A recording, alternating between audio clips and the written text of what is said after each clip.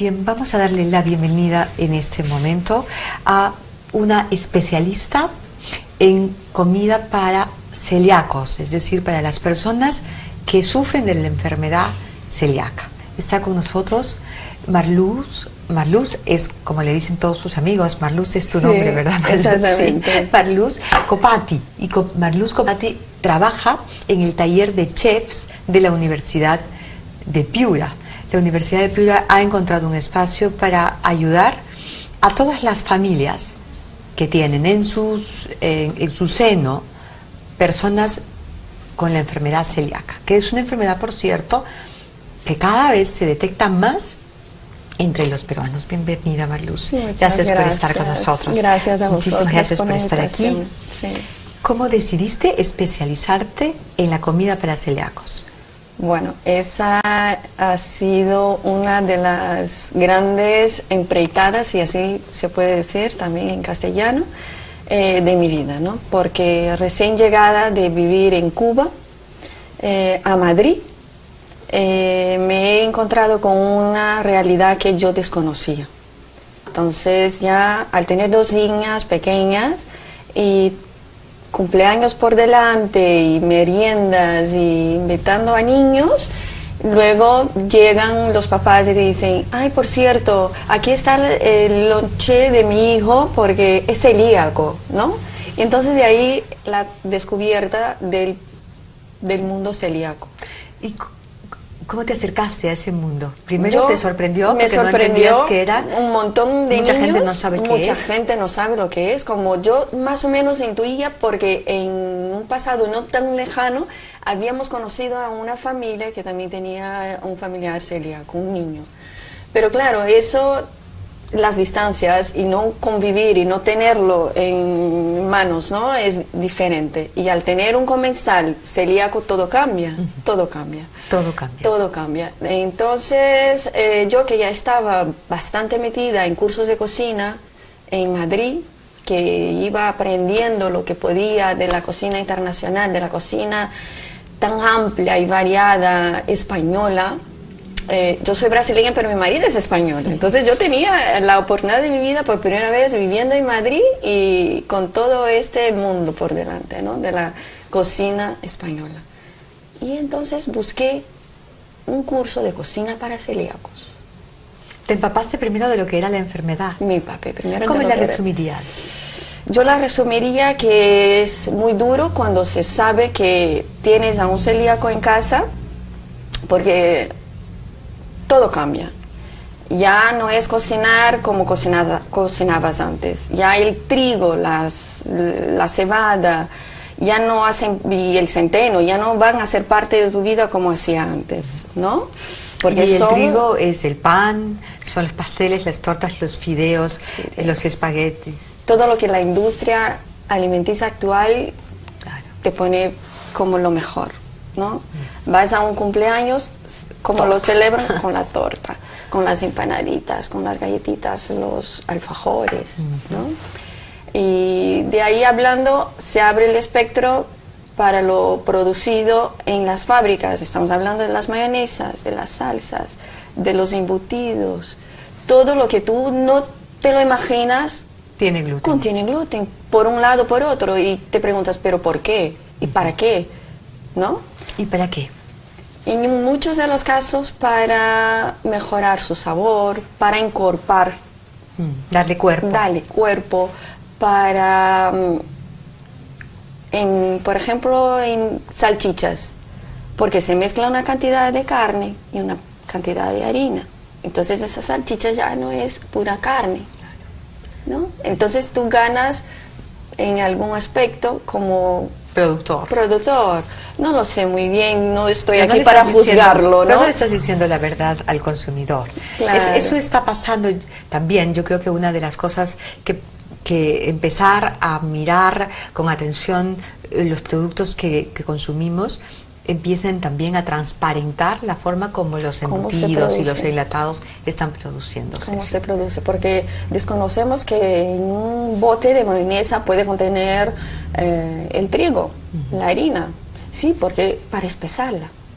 No, no lo sé, es algo que yo no entro ahí, es un mérito que ya no entro, pero al convivir con el mundo celíaco he transportado, o sea, he traído a mi casa, a mi hogar, yo me imagino que una manera más saludable de alimentar a mi familia, porque entonces me he vuelto más experta en leer los rótulos de los botes, de los paquetes, las galletas, de qué grasas están hechas, ¿no?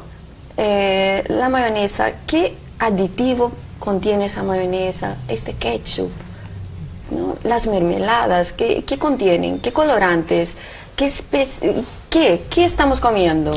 Y es ahí donde el celíaco muchas veces tiene la trampa, porque piensa, esa mermelada es azúcar y fresa, es fruta. No, pero ahí hay un colorante, ahí hay un aditivo químico que es el espesante. Y no solo eso, no sabemos más qué comemos, ¿no? Y entonces busqué las clases en Madrid, no las encontré. Y el mundo fantástico de Internet me ha valido mucho. Ha sido mi profesor, ha sido mi ruta, la Internet.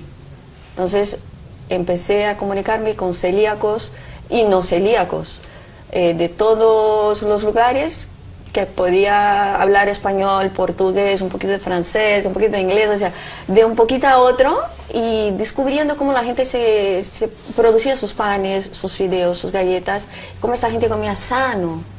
Y luego me deparé también no solo con los enfermos, pero con deportistas, con nutricionistas, con médicos, que también ya estaban indicando a sus enfermos esa posibilidad de comer más sano a través de lo natural. Que no solo el trigo es natural y sano, integral. O sea, hay otros productos, hay otros insumos. Estamos en el Perú con la quinoa. Y la papa. La papa. La yuca. La yuca, la racacha. La cañihua, la maca. ¿No? Esa cantidad de habas, frijoles y variedades de insumos de frutas amazónicas que sacamos hojas, semillas, brotes y de ahí se elaboran maravillas. Y esa es la propuesta. Y maravillas muy sabrosas, además, muy sabrosas, que no tienen harina de trigo, pero que tienen féculas y pueden ser muy sabrosas. Sí. Ahora, es súper interesante que la Universidad de Piura haya tomado esta delicadeza, pero también este respetuoso acercamiento a tantas familias que de pronto en el Perú encontraron que no podían consumir alimentos, la mayoría de los alimentos de los supermercados. Sí. Y tú estás ahora dispuesta a dar clases a los familiares, y no solo a los familiares de enfermos de celiasis o celíacos, sino también a las personas que quieran comer saludablemente. Sí, la propuesta. ¿Cuándo comienza este taller? Claro, el taller ya empezó, de hecho, empezó en diciembre, fue la primera clase que dimos, el 3 de diciembre. Se nos llenó el salón. Hemos que lidiar un poco con overbooking y tras el éxito del primer curso hicimos el segundo en febrero. Y ahora estamos con el tercer curso, el 15 de abril, y invitamos no solo a los familiares de los celíacos, invitamos también a los jóvenes que están en las escuelas de cocina, en los institutos de cocina del Perú. Es la propuesta, y en los cursos hemos visto que ahí están muchos de ellos ya curiosos de qué es el mundo celíaco. Porque vienen muchos turistas que buscan en los hoteles donde estos mismos jóvenes están haciendo sus stages, ¿no? O donde van a trabajar. O donde van a trabajar. Esperamos. Claro. Y es un mundo novedoso. Es increíble que ya estos jóvenes vengan a las clases, ya escuchan, ya tienen el gusanito de la curiosidad. Ahora, tú te has especializado en panes alternativos, sí, en pastas alternativas y en postres. Y en postres. Explícanos un poco. Los postres también con harinas, todos los tradicionales que ya se conoce, pero también introduciendo azúcares novedosos. acá en el O Perú. sea, no solo celíacos, diabéticos también. Diabéticos, porque la cocina sin gluten también entra en el proyecto de la Universidad de Piura de cocina saludable, porque también vale la pena decir que somos 3 personas en un mismo proyecto. Yo con la cocina sin gluten, luego tenemos a Carlos Otero, que es un chef muy conocido, Sí, claro. con cocina para diabéticos, y Margaret Rodríguez con cocina saludable. Entonces somos 3 que estamos en un mismo proyecto. Entonces yo, si estoy enseñando también los postres, tengo digamos un asesoramiento de Carlos que me indica lo que puedo o no utilizar, también siendo apto para diabéticos, ¿no? Y Margaret detrás también, ahí con todo su conocimiento, que es amplísimo para cocina saludable. Oye, hay que decir que no solo que la enfermedad celíaca, que la diabetes no solo golpea a personas adultas, también a niños, también a jóvenes y también a ancianos, ¿verdad? Verdad, y la propuesta es más prevención, la prevención, no llegar al punto de que solo trabajamos con los enfermos, ¿no? No podemos decir enfermos, porque el celíaco, una vez que quita el gluten de su vida, ya deja de ser enfermo, no tiene enfermedad ninguna, porque cualquier otra que haya desarrollado durante un periodo que aún no había sido diagnosticado, muchas de ellas ya se adormecen y ya no se despiertan, ¿no? Entonces vale la pena decir que es una cocina preventiva y que no se debe quitar el gluten si tú no eres celíaco y no has sido visto por un médico. O sea, porque hay el celíaco, hay el intolerante y hay el alérgico, cada uno en su proporción, con su realidad, pero que ante cualquier duda procurar un médico para después tomar la opción de no consumir el gluten. Lo primero es eso. Pero en el caso de los celíacos, el gluten podría terminar siendo letal. Sí. Entonces, no consumir el gluten. ¿Cómo se hace un pan sin gluten, Marluz? Uy, con mucho cariño, mucha dedicación y muchas horas de cocina, ¿no? Pero ante todo, el conocimiento básico de mezclar harinas, féculas, almidones, y yo creo que es por ahí. Es eso lo que la universidad se propone. Yo estoy ahí para enseñar estos trucos. ¿Y dónde comprar esas harinas, esas féculas, esos almidones? Porque muchas veces el problema es la contaminación. Muchas veces sí, las personas están comprando una harina de maíz o están comprando una fécula de arroz o de papa, el gran punto. y de pronto fueron envasados en un molino donde también envasaban harina de trigo. Tocaste el gran punto. Y todo está contaminado. Con la gran variedad que tenemos acá en el Perú de productos naturalmente sin gluten, como los cereales andinos, como las papas, con su gran variedad, algunos tubérculos.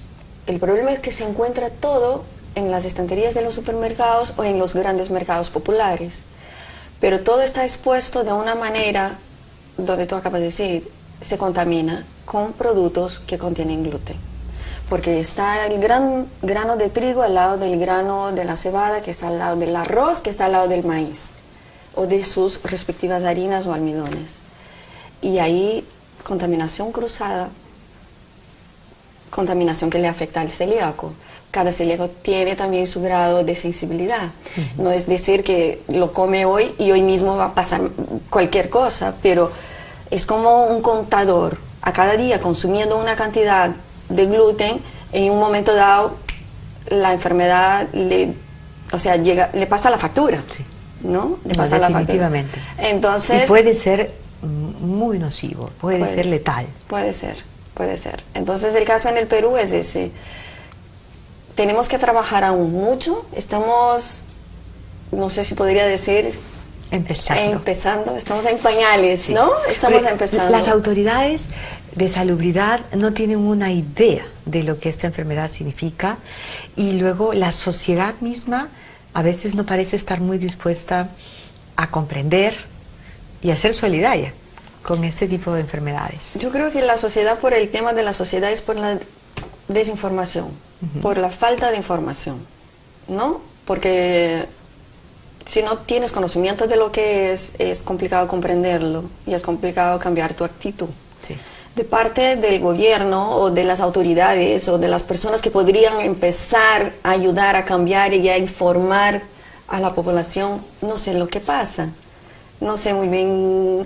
Yo creo que hay mucha gente de este gobierno, de esta sociedad, que ya está haciendo muchas cosas, pero aún estamos por separado. Somos muchos anónimos trabajando tras de eso, o sea, de a poquito como hormiguitas.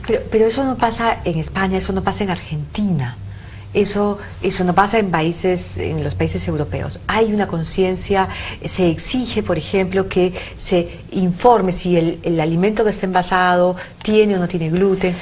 Sí. En Brasil también ya pasa eso, hay la ley, exactamente, hay una ley y se cumple, porque si no se cumple, el producto sale de la estantería y ya no se vende. En España está la Federación de Asociaciones de Celíacos de España, FASI, que el producto que quiera venderse apto para celíacos en España, que no tenga el etiquetado de FASI, no sale de la estantería. Las asociaciones son muy fuertes y por eso la federación es tan fuerte, ¿no? Pero yo creo que a la medida que se vayan diagnosticando más casos en el Perú, a la medida que las personas, a través de la ayuda de sus médicos, son aconsejadas a buscar la Asociación de Celíacos del Perú, que es una asociación que tiene su fuerza, que tiene gente especializada y con capacidad de ayudar al nuevo diagnosticado y a su entorno, a sus familiares, el colegio, los comedores escolares, ¿no? Entonces, a partir de ese momento, yo creo que empieza el cambio. Y entonces, pero es verdad, sí, que si hubiera, no sé, desconozco si hay una ley y que no se cumple en el Perú de un etiquetado. No, o si todavía no hay esa ley. No hay esa ley, no hay esa ley. Es una pena que podríamos adelantarnos muchos si la hubiera y si se hiciera cumplir, ¿no? Ahora, gracias a Dios, hay profesionales como tú que trabajan y se empeñan en ayudar a estas personas, porque esto que tú ofreces realmente alivia a muchísimas familias, ayuda y por otro lado a los celíacos, ¿no es cierto?, la posibilidad de comer un postre, porque muchas veces no pueden probar ni siquiera algo dulce porque por tiene mucho tiempo. La harina, más que nada porque tiene la harina. O porque tiene elementos, leche condensada, que también tiene harina. Más que nada yo diría que el celíaco ya viene con un trato intestinal que viene dañado por todo lo que trae la enfermedad, ¿no? Y entonces en muchos casos no puede con la lactosa o no es así, o con la caseína. Y hay que estar muy cuidadoso con eso. Por eso estamos buscando en nuestros postres de la clase del día 15 introducir azúcares alternativos, leches caseras hechas también a partir de estos cereales andinos o de tubérculos. O sea, no poner la lactosa, no poner el azúcar blanco, pero buscar alternativas tan sanas como estas. Estupendo. El 15, entonces, ¿en dónde? ¿En qué lugar? Vamos a estar dando la clase en el taller de chefs de la Universidad de Piura y Miraflores, calle Bella Vista 199, si no me equivoco, con un amplio espacio para parqueo, con seguridad para el que va a pie también, porque estamos ahí en medio de Miraflores, en el corazón de Miraflores. ¿Y cómo se pueden contactar nuestros televidentes? ¿A qué teléfono? ¿A qué página web? ¿Cómo pueden avisar, inscribirse? Sí, lo primero sería el contacto con la Universidad de Piura a través del taller gastronómico, hablando con Verónica Benel. El teléfono es 213-9643. Y eso sería lo primero, o sea, contactar a través del teléfono. Pero también te diría que podemos dejar un correo electrónico. Estupendo, por supuesto. ¿Sí? Sería veronica.benel@udep.pe. Entonces, mandándole un correo, haciendo conocer que tiene interés, y de ahí, como el cupo es limitado, estamos pidiendo un primer contacto para luego decirles cuáles serían los segundos pasos, que sería el pago de 40 soles y ya garantizando así la participación. Yo creo que son 45 el número de cupos, o sea, es un espacio pequeño. A ver si en un futuro conseguimos un espacio mayor y así más amplio. Gracias, Marluz. Gracias por lo que haces, por compartirlo con nosotros. Gracias a ti. Muchas gracias. Te esperamos ahí, ¿eh? Sí, yo voy a estar ahí. Te esperamos ahí el día 15 porque ya es un gran paso. Muchísimas gracias. Muchísimas gracias. Vamos a un corte y regresamos.